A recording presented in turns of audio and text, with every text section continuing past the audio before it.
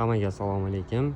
Yangi ofitsialniy BYD Sigul mashinasini olib qo'yganmiz. Bunga qilib bergan ishlarimizni sanab o'tib ketamiz.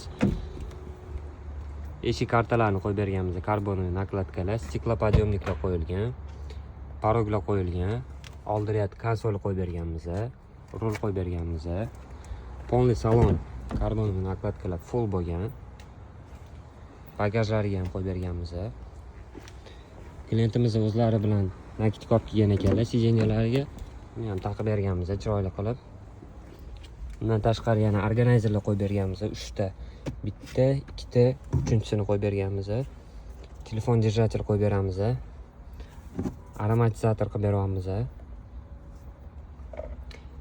Stiklolar yopishtirilgan, monitorga, tabloga yopishtirilgan, matoviy ishlashlariga xalaqit bermaydi. Priложениyalar yozib berganmiz. Bularda blok turadi, blokini yechib yozib berganmiz.